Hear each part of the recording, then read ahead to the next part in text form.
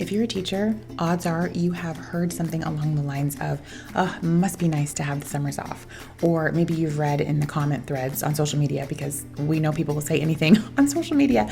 Maybe you've read something like, I don't know what they're so upset about. You get 3 months paid vacation every year. And other comments like that maybe you even hearing them right now from me is just making you feel irritated all over again or making your blood boil. And I get it. And that is why we have this episode today, not to make our blood boil or make us feel irritated, but to share something with you that hopefully feels relatable. I want you to listen to this episode and I want you to feel seen. I want you to feel heard. The reality is the people that should hear this are probably the people that don't get it. Maybe it's your great aunt at the dinner table or some uncle or cousin who's making these comments and you're like, do they not understand? Could they spend a day in the classroom, in my career, in my job? Maybe they would get it. They might never. So even though they're the ones who probably should hear this episode, it's actually for you, the teacher, because I want you to start your summer, or you're probably already in your summer by the time you're listening to this. I want you to make it yours. I want you to turn off the noise of other people and their opinions and their things that they say and stuff that we can't control sometimes, even though we want to. And I want you to think about you, your family, your friendships. What can you do this summer that will help you feel more prepared for next year and just feel better overall? So we're going to talk about the truth behind a teacher's summer. What really is happening? And it's obviously going to be different for every teacher, but the number one truth that is true for most of us, not all of us, because I don't know every school, every pay cycle, I don't know everyone's circumstances, but for a lot of us, to clear up that first misconception, a lot of us are not paid to do nothing in the summer. Newsflash, spoiler alert, most of us are being paid for our contract that we've already worked in the school year, and it's just divided out. So we're actually getting paid money that we already worked for. So sometimes people don't see that. They don't get it. So they say things just out of not understanding or not knowing. And you can decide, is it worth explaining to them or not? My opinion is a lot of times it's not worth arguing with strangers on the internet, because for all you know, they could be a bot. But if it's like great aunt Myrtle or whoever, I don't know. What are some great aunt, uncle names, whoever at your dinner table that you have to see a lot? Yeah, it might be worth explaining to them a little bit of the reality behind what we're doing. So the teacher summer is going to be different for everyone, but it's not all about piña coladas and pool floats, right? It might be some, but it's not all about that. So we know our big misconception is people thinking that we're just getting paid to do nothing, or they think we're just completely checking out until August. Some of us might be, and that's okay. So I want to talk about this part of the episode, which is really more for you.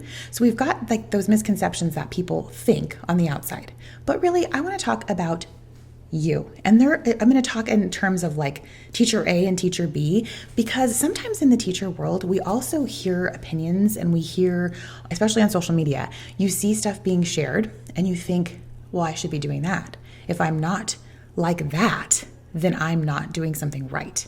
So I want to talk to two camps, if you will, of teachers today, because I want you to feel seen and I want you to think about, oh, where do I fall in this? And so there's nothing wrong with me. This is how my teacher brain works and how my teacher brain wants to experience summer.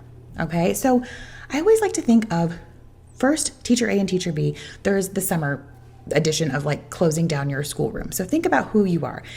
There are teachers who are like, good, buy everything, and I'm going to shove it in a closet, do the minimum to get out of here. I am running and I will deal with all of this in July, August, whatever. I have got to recharge. Right now, my brain is mush. Okay, is that you? You might be thinking, yep, totally me. Or you might be thinking, oh, that makes me anxious just thinking about it. So that is one group of teachers. And I have been that person before too, where it's like, depending on the year, I have just got to get out of there. I need to regroup. The end of the year has been crazy. I need to regroup. Then there's another group of teachers who are like, you know what? I am going to prepare right now for I'm going to at least get some things set up on my lesson plans, or at least like organize something as I put it away so that I know where it is in the fall. And I'm going to do a few things now so that when I leave, it's not bothering me. Okay, that's another group of teachers. And that has been me at times too. Maybe you've been both of these. There's not a right or wrong here. It's a personal preference. But sometimes online or social media, we can kind of see one or the other and think, wait, am I doing something wrong? Okay, those are two types. Now, you've probably even seen me talk about encouraging you to be the teacher who's prepping ahead. And I have encouraged you to prep ahead because I have programs and resources to support you to prep ahead. But you're also going to see, especially when it comes to things like our play course, our Playful Learning All Year course, I usually host it once a summer. You'll notice this year I'm hosting it twice because I have learned over the years teachers fall into one of these two camps when it comes to how they start or end summer. Some of them want to be prepared early. Some of them, maybe you want to have summer first and then prepare. So this year we actually have 2 sessions of the play course to kind of cater to your specific needs. We have one more coming in July, so check the show notes if you are not part of that yet and you want to make sure that you're registered. So that's kind of like the 2 groups of teachers when we're thinking about getting ready for summer. Now I want you to think about your summer itself. Right? So what are you spending your time doing in summer? And I want to remind you that rest is not lazy. Okay? Rest is actually necessary. Sometimes as teachers, our brains are like, go, go, go, go all the time, right? I noticed with myself, even like eating lunch, like in the summer, I felt like I was like in a hot dog eating contest or something. I was like, why am I not slowing down and chewing my food? Because we're so used to just kind of hurrying to match the pace of the school day and just things that are so busy in our day-to-day that we forget to slow down. So slow down and rest in the summer. It's not lazy. You're recharging, you're refilling. And in order to be the best version of you in the fall, that needs to happen. But there are 2 types of summers as well, 2 types of teachers in the summer and how they're approaching summer. Some teachers are full of projects. They are like, I'm going to this PD, I'm going to go buy things for my classroom, or I'm going to go thrifting. I'm going to like make crafts. I'm going to do all the things because that's what I want to do. Okay. And sometimes on social media, we might see something opposite of that and be made to feel a little guilty about that. But I want to encourage you to reflect on like, that's okay and that's normal because teacher B in this case, maybe there's another teacher that's like, nope, I'm taking naps, I'm having snacks, I'm not doing one thing school related until I'm back at school. That's okay too. The reason I'm saying both are okay is because when it comes from a place that is on your terms, it'd be different if your school was like, you're gonna go to PD all summer for free. Obviously, that is not what we're talking about here. We're talking about you doing things on your terms, no pressure, no guilt, no requirements, but you're actually wanting to do some of these readings or PDs or things like that. Or on the opposite end, you're wanting to like have some snacks, lay out by the pool, read a book. I will say that this tends to change in our seasons of life for the most part. When I first started teaching, I was newly married, I had no children. I loved doing all kinds of things for school in the summer. I loved finding new things for my class, finding new ideas. This was back in like when blogs were like a newer thing, and I was like reading all the posts, getting all the ideas because I had a lot of free time to do that. When you fast forward, people's lives oftentimes, not always, but oftentimes they change. Maybe now your summers are filled with like children's activities, visiting family. You have a new pet, you have family in town or other adventures and things you're doing that maybe you didn't have years ago.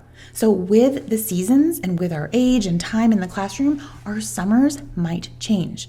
So when you're thinking your summer should look like that, teachers, I want you to think about where you're at in not only your stage of life, but the stage of your career, because your summers might look different accordingly. All right, so wherever you're at, just think, is this what I want to do? Is this on my terms? And enjoy it. Before we sign off, I want you to think of something, think of at least one thing this summer, big or small, that you want to do that brings you joy. And I want you to think, have I done that yet?